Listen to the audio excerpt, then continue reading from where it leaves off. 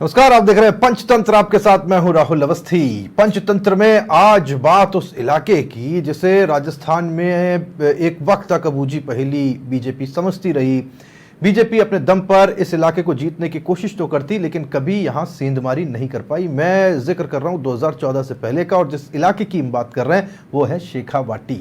2009 में राजस्थान में बीजेपी के पास में सिर्फ 4 सीटें थी, और उनमें से जो एक सीट थी वो थी चूरू की।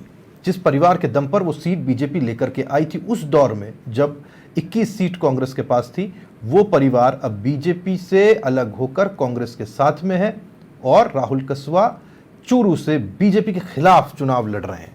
तो क्या जो परिस्थितियां बनी है इस वक्त राजस्थान में, खासतौर पर शेखावाटी में, उन 3 सीटों पर बीजेपी के लिए जोर आजमाइश का वक्त है, और क्या कांग्रेस फिर से अपने गढ़ को बचाने में कामयाब हो पाएगी इस बार के लोकसभा चुनाव में? वक्त थोड़ा कम है और 19 तारीख को वोटिंग होनी है। आप समझ लीजिए एक एक सेकंड जैसे जैसे बीत रहा है ये वक्त बीतता जा रहा है, क्योंकि 18 तारीख को तो प्रचार उस तरीके से हो नहीं पाएगा।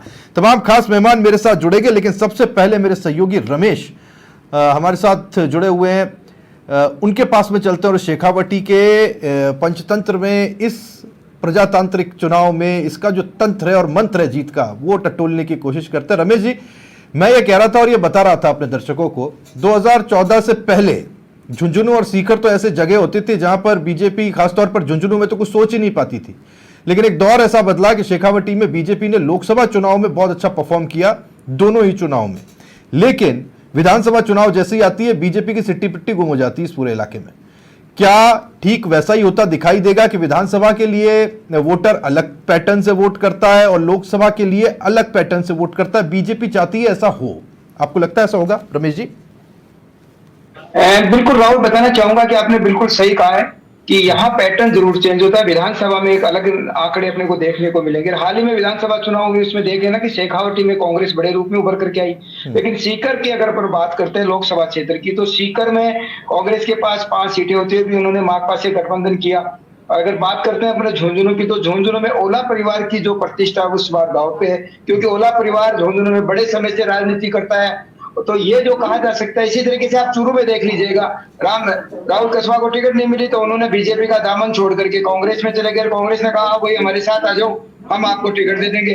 तो वहां जो चूरू में प्रतिष्ठा है वो तो कस्बा परिवार की प्रतिष्ठा दाव पे लगी हुई है, यहाँ ओला परिवार की प्रतिष्ठा दाव पे लगी है। इधर देवेंद्र झाझड़िया कहते हैं साहब मैं तो अपने दिव्यांग हूँ और एक खिलाड़ी को अगर मोदी जी ने टिकट दी तो ऐसा क्या हो गया। दूसरी बात अगर बात करें तो चूरू में भी प्रधानमंत्री जी आए थे 5 तारीख को, उन्होंने कहा कि साहब मैंने देवेंद्र जी की मां के सपने को सच करने के लिए मैंने खिलाड़ी को टिकट दिया है, आप इनको पूरा सपोर्ट करिए। तो इस बार जो सीकर संभाग का जो चुनाव है राहुल, कहीं न कहीं कहा जा सकता है कि इस बार बड़ा रोमांचक चुनाव है। सीकर सीट की बात करें तो माकपा के जो कद्दावर नेता है, जिसको किसान नेता के नाम से जाना जाता है, अमराराम पे कांग्रेस ने दाव खेला, ये सीट उन्होंने गठबंधन के तहत दी है। उधर सांसद सुबेदानंद सरस्वती है, वो 2 बार जीत गए, तीसरी बार फिर अपना दाव आजमा रहे कि साहब कहीं न कहीं हम सफल हो जाएंगे। पार्टी ने बड़ा दाव खेला है। अब बात करते हैं मुद्दों को लेकर के, तो राहुल कहीं के मुद्दे हैं, वो माकपा के पास जो मुद्दे हैं वो सबसे बड़े मुद्दे हैं कांग्रेस के, कि कांग्रेस के साथ लेकर के और किसानों के ऊपर मुद्दे है बात करना चाह रही है। तो वहीं अगर बात करें बीजेपी की, तो बीजेपी कहते साहब राम मंदिर है, 370 हमने हटा दी। तो इन्हीं सभी मुद्दों को लेकर के सीकर का जो चुनाव होगा इस बार वो बहुत रोचक होगा। सीकर संवाद पर अनिल जी, माफ कीजिए रमेश जी, हमारे साथ अनिल बुर्डक जी भी जुड़ गए हैं, कांग्रेस से नेता हैं, और कांग्रेस चाहती है कि इस इलाके में खासतौर पर लोकसभा चुनाव में वो वापसी करती हुई दिखाई दे। अनिल जी, बहुत स्वागत है आपका, अगर आप तक आवाज पहुंच रही हो। अनिल जी, विधानसभा चुनाव में तो आप लोगों ने बहुत मिठाइयां बांटी, बहुत मिठाइयां खाई, सरकार बशर्ते न बनी हो, लेकिन इस इलाके में एक डोमिनेंस रहा है जो कांग्रेस का रहा। मैं पूरे संभाग की बात कर रहा हूं, मैं पूरे शेखावाटी की बात कर रहा हूं। लेकिन लोकसभा चुनाव जब आते हैं, चाहे 2014 हो चाहे 2019 हो, हरी झंडी सपा चट, कांग्रेस को कुछ नहीं मिला। और इस बार हालत इसलिए ज्यादा बुरी लगती है कि अव्वल तो चूरू के अंदर आपको बीजेपी का कैंडिडेट लाना पड़ा जिसने बीजेपी छोड़ी, और दूसरी बात सुनिए पहले अनिल जी, पहले मेरी बात सुन लीजिए, और दूसरा आपने वामपंथियों से अलायंस कर लिया सीकर में, आपका तो कोई कैंडिडेट है ही नहीं। अब दिक्कत यह है कि कांग्रेस क्या ऐसी स्थिति में है जहां उसके पास पूरे शेखावटी में कैंडिडेट ही नहीं बचे। बुडक साहब। नहीं सर, ऐसी बात नहीं है। कांग्रेस के पास कैंडिडेट बहुत थे कांग्रेस के पास, लेकिन ये राष्ट्रीय स्तर पे गठबंधन हुआ है, तो राष्ट्रीय स्तर पे गठबंधन के तहत सीकर की सीट सीपीएम को मिली है, इसलिए कांग्रेस यहाँ सीपीएम के साथ है, जी जान से सीपीएम के लिए काम कर रही है, और सीपीएम को जिताएंगे तो भी ये गठबंधन, आज चुनाव कांग्रेस अकेली नहीं लड़ रही है, पूरा गठबंधन चुनाव लड़ रहा है, अपने घटक दलों को साथ लेके चुनाव लड़ रहा है। यहाँ ये मुद्दा नहीं है कि कैंडिडेट सीपीएम का है या कांग्रेस का है। शुरू में मुद्दा ये नहीं है कि यहाँ सीपीएम का कैंडिडेट नहीं है तो सीपीएम वाले कांग्रेस वाले को वोट नहीं देंगे। ये तो ऑल इंडिया लेवल पे गठबंधन है सर। ऑल इंडिया लेवल पे गठबंधन, आपको मैं बताता हूँ आपकी जो ऑल इंडिया लेवल पे गठबंधन उसका हाल क्या है। अनिल जी सुनिए, आपको क्या होगा इससे समझने के लिए थोड़ा बाहर भी निकलना पड़ेगा अपने शेखावाटी से। डूंगरपुर बांसवाड़ा में क्या हुआ अनिल जी पता है आपके? ऑल इंडिया स्तर पर हुए गठबंधन का, वहां पार्टी के कार्यकर्ताओं को, पदाधिकारियों को पता ही नहीं है कि उनको अपने ही कैंडिडेट्स का समर्थन करना है, विरोध करना है। नहीं, वहाँ सर कैंडिडेट को जब पार्टी ने अधिकृत उसको विड्रॉल के लिए कह दिया, फिर कैंडिडेट वो आदमी जबरदस्त वो व्यक्ति फॉर्म अपना विड्रॉल नहीं कर रहा है तो पार्टी उसके खिलाफ अनुशासनात्मक कार्रवाई करेगी, और जो पार्टी के कार्यकर्ता हैं वो तो गठबंधन के साथ हैं। चलिए उस व्यक्ति के साथ फिर आप इतने अपॉर्चुनिस्ट से ज्यादा आप यानी आपकी पार्टी, अनिल बुर्डक जी को मैं जानता हूं, बहुत सम्मान करता हूं। अनिल बुर्डक जी बहुत सम्मानित नेता। आप जब भी मैं कहूं तो आप वो झाड़ू वाली आप मत समझिएगा, और आपका मतलब बुर्डक साहब भी मत समझिएगा, आप यानी आपकी पार्टी। तो फिर आप यानी आपकी पार्टी चूरू में बीजेपी छोड़ करके आने वाले एक नेता को क्यों लेकर के आ गई? आप वहां अपॉर्चुनिस्ट क्यों हो गए? आप वहां पे मौका परस्त क्यों हो गए? वहां आप अवसरवादी क्यों हो गए? आपके पास तो कैंडिडेट्स है ना, फौज है आपके पास कार्यकर्ताओं की, चूरू से कैंडिडेट ले आते। आगे कार्यकर्ताओं की कोई कमी नहीं है, कार्यकर्ताओं की फौज है हमारे पास। कांग्रेस तो बहुत मजबूत पार्टी है, शेखावाटी में तो जबरदस्त मजबूत स्थिति में है। ऐसी बात नहीं है कि वहां चूरू में कैंडिडेट नहीं था, सीकर में कैंडिडेट नहीं था, चूरू में भी कैंडिडेट था। लेकिन जब बीजेपी से जो कैंडिडेट हमारे पास आया, उस कैंडिडेट की पार्टी के प्रति उसकी आस्था थी, इसीलिए तो वो बीजेपी छोड़ के कांग्रेस में आया है। नहीं अनिल जी, आपने उसको फ्रेम दूसरी तरीके से कर दिया। उसकी आस्था कांग्रेस में नहीं थी, वो तो बीजेपी से निकाल दिए गए। बीजेपी ने उनको टिकट नहीं दिया, उनको चुनाव लड़ना था, आस्था नहीं थी साहब। कांग्रेस की रीति नीति से वो जुड़े हुए नहीं रहे, वो बीजेपी के सिपाही रहे, समर्पित सिपाही लंबे वक्त तक। वो तो टिकट नहीं दिया, परिस्थिति ऐसी बन गई, चुनावी परिस्थितियां थी, मैं तुम्हारे साथ तुम मेरे साथ।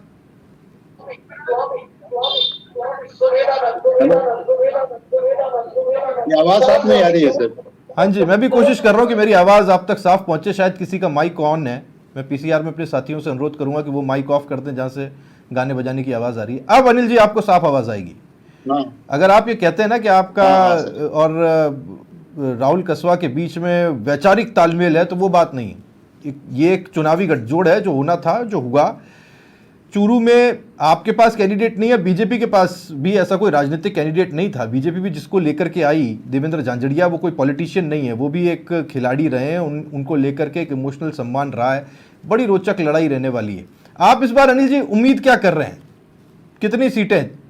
क्योंकि हमने जब आपके बड़े वरिष्ठ नेताओं से बात की ना, तो वो मुझे ऑफ द रिकॉर्ड कहते हैं 13-14 पे हम फाइट कर सकते हैं। अब आप ये मत बोलिएगा तीनों जीत रहे हैं हम, जो है सच्चाई बताइएगा।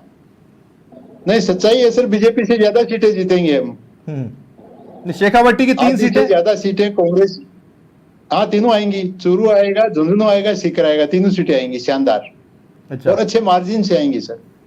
अच्छा, इसके पीछे कारण क्या, ये भी जानने की कोशिश करता हूं मैं। रमेश जी हमारे साथ लगातार बने हुए। रमेश जी आवाज आ रही हो तो क्या ये, अगर बुर्डक साहब ये दावा करते हैं कि कांग्रेस इस बार तीनों के तीनों सीटों को निकालने वाली है, whether this you find this possible? आपको लगता है कि ऐसा कुछ हो सकता है, या फिर ये चुनाव से पहले के दावे हैं जो किए जाते हैं? ठीक है, मैं रमेश जी आपके पास में हूं, इससे पहले मैं थोड़ा इंट्रोड्यूस कर देता हूं। हमारे साथ राम रतन जी CPI-M से जुड़ गए हैं, और हमारे साथ बीजेपी के प्रवक्ता प्रकाश दादी साहब भी जुड़ गए हैं। सब अभी टेक्निकली फिट इस विंडो में होने की कोशिश कर रहे हैं। बहुत स्वागत है आपका राम रतन जी, आपका भी। प्रकाश दादी साहब, आपका भी। दुनिया आपको देख रही है इस वक्त, आप बिल्कुल कंफर्टेबल हो सकते हैं कैमरे के सामने। हाँ, मैं अब आपके पास आ रहा हूँ। रमेश जी, क्या कांग्रेस के सपने सही हैं या फिर आपको लगता है कि चुनाव से पहले के दावे होने चाहिए? ये कॉन्फिडेंस से ज्यादा कहने की बात होती है, कहना चाहिए। देखिए, ये तो देखिएगा, ये दावे हैं इनकी अगर अपन कहीं बात करें तो दोनों ही पार्टी अपना दावा कर रही है, लेकिन ये तो मतदाता तय के अब आगे जाकर के क्या परिणाम आते हैं कि ये कह रहे कि साहब हम तो तीनों सीट ही संभाग में जीत रहे, कांग्रेस भी ये कह रही है तो बीजेपी कह रहे साहब हम भी तीनों सीट जीते। तो ये तो अपनी अपनी पार्टियों के दावे हैं। इस पे अगर अपन कहीं भी बयानबाजी करते हैं, एक निष्पक्षता की बात करें तो ये कहना बहुत जल्दबाजी होगा कि किसके पक्ष में क्या परिणाम आने वाले हैं। ठीक है, तो प्रकाश दादी साहब में जुड़ गए। प्रकाश दादी के पास में चलता हूँ। प्रकाश जी, सुनाई दे रहा है आपको? हाँ सर, सुनाई दे रहा है। बहुत स्वागत प्रकाश जी। 2014 में 2019 में आपकी एक हवा थी। प्रकाश जी सुनिए, पहले आपकी एक हवा थी, आपका एक माहौल था, और वो माहौल ऐसा था कि आपने शेखावटी की तीनों सीटें जीत ली, निकाल ली। झुंझुनू एक आश्चर्य था, वो भी निकल गई। इस बार वो हवा, वो वेव, वो अंडर करंट देख रहे हैं क्या आप, या फिर इस बार तो मेहनत करनी पड़ेगी? सर ऐसा कुछ भी नहीं है। भारतीय जनता पार्टी, आप ये मान के चलो 4 जून को 400 पार, और राजस्थान में जो हमारा 25 का टारगेट जो 2 बार पूरा हुआ था वो इस बार भी पूरा होगा। और शेखावाटी की हम तीनों सीटें हम जीतने वाले हैं। और बात करें सीकर सीट की, तो सीकर लोकसभा सीट तो कांग्रेस को तो उम्मीदवार ही नहीं मिला। आज मशीन में कांग्रेस का चुनाव चिन्ह नहीं है, और एक बेमतलब का बेजोड़ इन्होंने जो किया है, इसे जो कम्युनिस्ट कल तक इनको गालियां निकालती थी, कांग्रेस के खिलाफ धरना प्रदर्शन करती थी, आज वो कांग्रेस के साथ में चल रहे हैं। और स्थिति यह बन जाएगी कि जब ये चुनाव हारेंगे और चुनाव हारने के बाद में फिर से इनका स्टेटमेंट जारी हो जाएगा कि साहब कांग्रेस वालों ने काम नहीं करा, ये कम्युनिस्ट वाले फिर से बयान जारी कर देंगे। तो आप ये मान के चलिए कि सुमेधानंद जी सरस्वती ने 10 साल में जो विकास कार्य सीकर को किए हैं, उसी को देखते हुए, मोदी जी की नीतियों को देखते हुए और विकसित भारत के संकल्प को लेते हुए हम सीकर में 3 लाख से ज्यादा मार्जिन से हम चुनाव जीत रहे हैं। और ये स्थिति हमारी चूरू में हो रही है, ये स्थिति हमारी झुंझुनू में हो रही है, और ये स्थिति हमारी नागौर में हो रही है, और 25 का टारगेट हम पूरा करेंगे सर। ठीक है प्रकाश जी, मैं उम्मीद करता हूं जो आपने बोला वो आपने सुना भी होगा, और अगर सुना होगा तो मैं आपको आईना दिखाता हूं। आप कह रहे हो कि यहाँ पे कांग्रेस के पास में ईवीएम में कोई बटन तक नहीं है, कोई चिन्ह तक नहीं है। आपको पता है चूरू में लोग क्या कह रहे हैं? चूरू में लोग कह रहे हैं कि भारतीय जनता पार्टी का चप्पल घिसने वाला कार्यकर्ता, धूप में बालू में चलने वाला कार्यकर्ता, घर घर जाकर के बीजेपी के पैम्पलेट बांटने वाला कार्यकर्ता क्या नहीं था, जो एक ऐसे एक गैर राजनीतिक व्यक्ति को टिकट देना पड़ा। आपको भी तो एक गैर राजनीतिक व्यक्ति को टिकट देना पड़ा ना। आपके कार्यकर्ता, आपका तो कोई नेता नहीं था वो।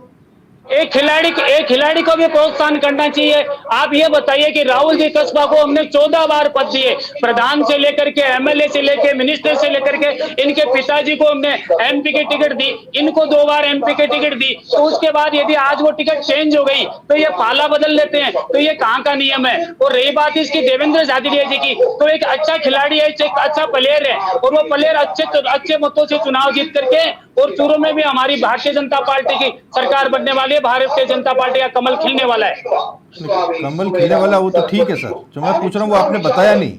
मैं कह रहा हूँ आपको कोई कार्यकर्ता नहीं मिला क्या चूरू में जो एक खिलाड़ी को टिकट देना पड़ा? कार्यकर्ता ही है एक। आप ये देखो कि एक खिलाड़ी को प्रोत्साहित करना बहुत बड़ी बात है। अच्छा, ये कम बात नहीं है, ये भी कार्यकर्ता ही है। अगर हम दूसरे को नहीं जोड़ेंगे तो फिर कैसे काम चलेगा? सभी वर्गों को, सभी लोगों को साथ लेकर के चलना पड़ता है। और एक ये सीट यदि हमने प्लेयर को दिए तो बहुत अच्छी बात है, बहुत बढ़िया है। आपने प्लेयर को दिया तो बहुत बढ़िया बात है। कांग्रेस ने बीजेपी छोड़ने वाले को दे दिया तो वो बुरी बात है। हम अपनी तरह से देखेंगे अपने चश्मे। ठीक है प्रकाश जी, कांग्रेस के पास प्रकाश जी उम्मीदवार नहीं है। अरे राम रतन जी हमारे साथ जुड़े हुए हैं, कम्युनिस्ट है राम रतन जी, नमस्कार। राम रतन जी, आपके आसपास कोई गाना बज रहा है क्या? अगर बज रहा हो तो उसे रोक सकते हैं ताकि हम आपको सुन पाए।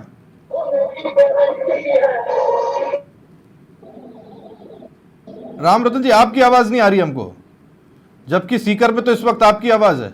आपने म्यूट। हाँ राम रतन जी, आ रही आवाज? राम रतन जी, आपने क्या किया, म्यूट कर लिया, उसे अनम्यूट कीजिए, क्योंकि कांग्रेस की आवाज तो है नहीं इस बार आपके इलाके में, आप ही की पार्टी की आवाज है। आप उसे खोल देंगे तो आपको सुन पाएंगे। जी, अब आ रही आवाज? अब कांग्रेस की भी आवाज है, कांग्रेस की हमारी अकेली हाँ, बढ़ नहीं सकती। राम रतन जी पूरे ये देश कह रहे में हैं। कांग्रेस की भी आवाज है और वामपंथ की भी आवाज। अरे वाह वाह, जी। आज आपका कांग्रेस प्रेम देख के बहुत अच्छा लग रहा है। कह रहे प्रेम, हैं ये नहीं, सवाल कांग्रेस के प्रेम का नहीं है, सवाल इस देश को जिस तरह से भारतीय जनता पार्टी तबाह कर रही है, अच्छा। और उसके खिलाफ इस देश को बचाने के लिए देश की तमाम ताकतें, न केवल कम्युनिस्ट और कांग्रेस, तमाम ताकतों को एक होना पड़ रहा है कि जिस तरह से हिंदुस्तान का पूरा का आपने पूरा स्वाभिमान विदेशों में ये जबरदस्त बात की राम रतन जी, रख के आते हैं। आपने जबरदस्त बात की राम रतन जी। अरे सुनिए राम रतन जी, अरे सुनिए सुनिए सुनिए जी। राम रतन जी, आपने कहा कि साथ आना पड़ रहा है, साथ आए नहीं है, साथ आना पड़ रहा है क्योंकि बीजेपी इतनी मजबूत है। आपका स्टेटमेंट अभी आपने बोला, भारतीय जनता पार्टी मजबूत नहीं है, उसकी नीतियां वो हैं जो देश को तबाह कर रही हैं और हिंदुस्तान को बर्बाद करने के लिए बिरयानी खाने जो पाकिस्तान चले जाते हैं, उनसे हिंदुस्तान को बचाने के लिए हिंदुस्तान की तमाम धर्मनिरपेक्ष ताकतें एक मंच पे आई। अच्छा। और जहां तक मेरे भाई सीकर के लिए कह रहे हैं कि कांग्रेस को कैंडिडेट नहीं मिला, इनको तो पूरे राजस्थान में नहीं मिला। राजस्थान की 25 में से 3 लोकसभा राम सीटों रतन पर जी, इनको हरियाणा से कैंडिडेट लेके सुनिए नहीं, राम रतन जी, आपने बहुत बड़ी बात की कि बिरयानी खाने जो पाकिस्तान चले जाते हैं। राम रतन जी, बीजेपी वाले ये भी कहते हैं कि जब अपने पार्टी का मैनिफेस्टो बनाने के लिए आपके यहाँ के पोलित ब्यूरो के लोग हिमालय पार चीन की तरफ आंखें गड़ाए देखते हैं, तब क्या होता है? ये आरोप लगाते हैं आपके ऊपर बीजेपी वाले। हाँ, हमने तो कभी, जब चीन में बारिश आती है आप लोग छाता खोलते हैं, ये आरोप लगाते हैं आपके ऊपर। हाँ, तो मैं जवाब दे रहा हूँ ना, कभी स्वदेशी जागरण मंच की बात कर रहे थे और ये जब सत्ता में आए थे 2014 में, तब केवल 3% उसी चीन से आयात था, जिसको इन्होंने आयात को बढ़ा करके 52% पर ले गए। चीन आप का भर्त्सना करते हैं ना इसकी, आप भर्त्सना करते हैं, चीन से नहीं जापान से होना चाहिए था। मैं नहीं, मेरी पार्टी करती है कि विदेशों पे जो निर्भर भारत की बात कर रहे थे, वो उन देशों को के सामने गिड़गिड़ा कर रहे हैं कि 53% आयात। ठीक है, अरे बहुत इंटरनेशनल मुद्दा हो जाएगा भाई साहब, विदेश नीति डिस्कस होने लग जाएगी, उसके लिए कभी और सही। राम रतन जी, मैं आपसे सीखूंगा, साथ में बैठूंगा। जवाब दिया है मेरे भाई। अब मैं आगे बढ़ता हूँ, एक सवाल पूछ लेता हूँ आपसे। आपके सहयोगी अनिल जी बड़ी देर से इंतजार कर रहे हैं, उनका मोबाइल उल्टा पुल्टा हो रहा है बहुत देर से। ठीक है, पूछ लेता हूँ, एक सवाल मैं आपसे ले लूं, उसके बाद मैं पूछता हूं। राम रतन जी, आप सीकर में तो कांग्रेस का फायदा ले लेंगे, है ना? कांग्रेस आपके साथ आ गई, आपको फायदा मिल जाएगा। थोड़ा सा ये बताइए ना, कांग्रेस से आपको क्या आपसे कांग्रेस को क्या फायदा मिलेगा झुंझुनू में और चूरू में? सवाल ने कहा सबसे पहला तो देश के पैमाने पर है, और कांग्रेस से हमारे की हिसाब करते हो फायदे की कि हमें क्या मिल रहा है और कांग्रेस को क्या मिल रहा है। पुलवामा के अटैक के बाद आज से 5 साल पहले भारतीय जनता पार्टी ने जो सिनेरियो बनाया था, उसके बावजूद हिंदुस्तान में ये 37% वोट ले पाए थे, और 63% लोग वो थे जो भारतीय जनता पार्टी के खिलाफ वोट करके गए थे। यहाँ कांग्रेस और सीपीएम का सवाल नहीं है, यहाँ इस देश के देश प्रेमियों का सवाल है कि जो 63% लोग भारतीय जनता पार्टी के खिलाफ हैं, वो एक जगह मतदान करें। अब इसको थोड़ा सा अब इसको थोड़ा सा राम रतन जी खोलें, डिबेट को खोलते हैं। आपके सवाल का जवाब आपसे चाहता हूं। सीपीआईएम को 2019 के चुनाव में कितना वोट मिला था सर? 2019 के चुनाव में 34,000 वोट सीकर लोकसभा में मिला था। नहीं, टोटल कितने परसेंट वोट था इस भारतवर्ष में? भारतवर्ष में टोटल उस टाइम पे 4.6% वोट था। यानी कह दूं मैं अपनी गणित लगाते हुए जो आपने लगाई थी कि इस देश का 96% मतदाता आपके विरोध में वोट कर रहा था। जी हाँ, 96% ने सीपीआईएम के अगेंस्ट वोट किया, ये आप कह रहे हो, ठीक है? आपने अपनी सीपीआईएम के अगेंस्ट में करने तो अरे तो भैया आपका गणित सर, आपका गणित, आपको मुबारक। आप ऐसे कहते हो आपका गणित, वैसे कहोगे। कान दोनों पकड़िए, बराबर पकड़िए। मैं अनिल जी आपके पास में आ रहा हूं इस सवाल के साथ। अनिल जी, हाँ सर, मुझे आज गणित की बहुत तगड़ी शिक्षा मिली है राम रतन जी से, और उसी गणित को लेकर आपके पास में आ रहा हूं। अनिल जी सुनिए, आपकी पार्टी का बहुत बड़ा फायदा सीपीआईएम को मिलेगा सीकर के अंदर, है ना? लोकसभा चुनाव है, बहुत बार कोशिश की अमरा राम जी ने, अगर मैं गलत नहीं हूं, लोकसभा चुनाव जीतने की, लेकिन कभी जीत नहीं पाए। इस बार ऐसा बन सकता है माहौल, क्योंकि आपकी पार्टी उनके साथ में। आपका फायदा तो मिल जाएगा इनको सीकर में। चूरू और झुंझुनू में आपको क्या फायदा मिलेगा सीपीआईएम का, ये जानना चाहते हैं कार्यकर्ता आपके। सर, चूरू और झुंझुनू में सीपीआईएम का पूरा फायदा मिलेगा। चूरू में सीपीआईएम के लोग कांग्रेस को वहां वोट दे रहे हैं। अच्छा। भादरा में पिछली बार विधानसभा चुनाव में केवल 1100 मतों के अंतर से सीपीएम का कैंडिडेट वहां हार गया था, लेकिन वो अब कांग्रेस के कैंडिडेट के साथ जी जान से लगा हुआ है वहां। तो वहां कांग्रेस के सीपीएम के पूरे वोट कांग्रेस को मिल रहे हैं, पूरी ईमानदारी के साथ। वो स्थिति झुंझुनू की है, चाहे वोट कम या ज्यादा कितने भी हो, लेकिन जितने भी हैं वो पूरी ईमानदारी के साथ कांग्रेस को मिल रहे हैं। आपके साथ है ये। अगर बीजेपी, आपका मानना है बीजेपी अगर इसे बेमेल बताती है तो ठीक नहीं। मैं आता हूं रमेश जी आपके पास में। रमेश जी, बीजेपी कहती है कि राम रतन जी का और अनिल बुर्डक जी की पार्टी का जो अलायंस है वो बेमेल है। आप बेमेल पाते हैं क्या उस अलायंस को? देखिए, बेमेल और मेल ये तो बहुत जल्दबाजी हो जाएगी राहुल भाई। फिलहाल तो इनका गठबंधन है और मतदान बहुत जल्द है। पहले चरण में 19 तारीख को सब पता लग जाएगा, क्योंकि आज 15 तारीख हो गई। तो कुल मिला के 3-4 दिन बाद सारी चीजें आ जाएगी। 2 दिन बाद चुनाव प्रचार प्रसार भी बंद हो जाएगा। लेकिन कहीं न कहीं माकपा और कांग्रेस का गठबंधन है तो सोची समझी रणनीति है, राजनीति है। राजनीति के तो सारी चीजें हुई है और सीकर सीट इन्होंने समर्पण में दी है। अब जहां तक चूरू और झुंझुनू की बात करते हैं तो निश्चित रूप से अगर सीकर में कांग्रेस इनके समर्थन में। रमेश जी संपर्क शायद गया है, रमेश जी की आवाज कटी है। चलिए, जब तक रमेश जी से हम थ्रू होते हैं, प्रकाश दादी जी आपके पास में आ रहा हूं। प्रकाश जी, आवाज आ रही ना आपको? प्रकाश जी, आवाज आ रही है? हाँ, बिल्कुल आ रही है सर। हाँ प्रकाश जी, आप बेमेल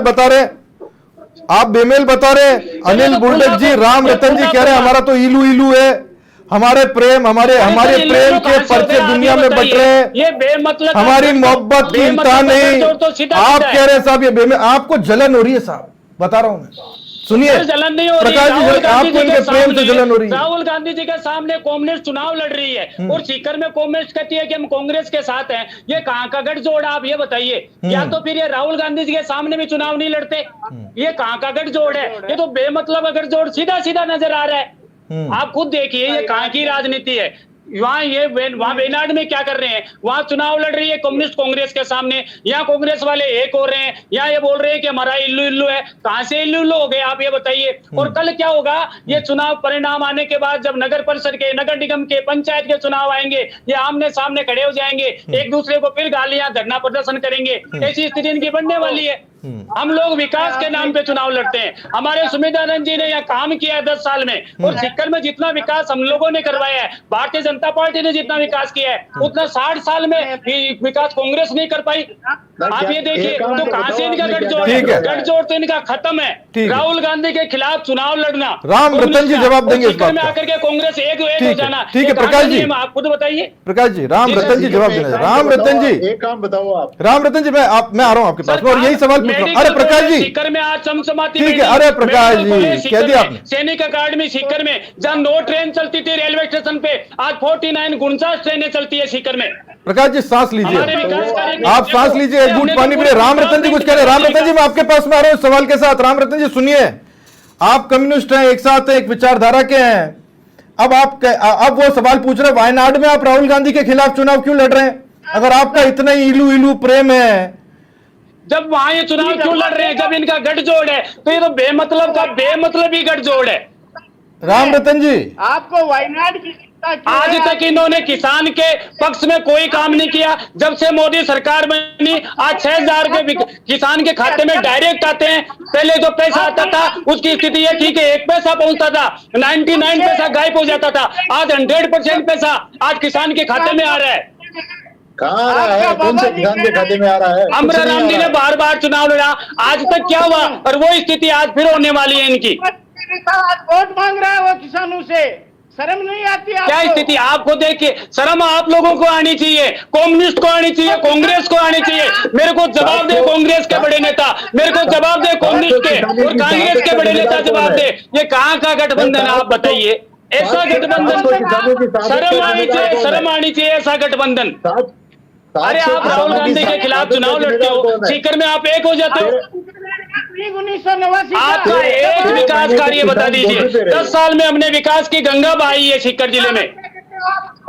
काय का विकास करवाया आपने? कुछ भी नहीं करवाया। एक विकास कैसे नहीं करवाया? मेडिकल कॉलेज देखिए, सैनिक अकादमी देखिए, जहाँ 9 ट्रेनें चलती थी, सीकर के रेलवे स्टेशन से 49 59 ट्रेनें चलती है। कहाँ मिलते तो नहीं थे। सांसद मोदी तो सीकर में रहते हैं। आज जितने रूरल एरिया में सांसद मोदी घूमते हैं, जितने काम किए, जितने उपलब्ध रहते हैं, उतने तो कोई नहीं रहे। एक ट्रेन कांग्रेस ने चलाई, उसका नाम भी जाकर ट्रेन रख दिया।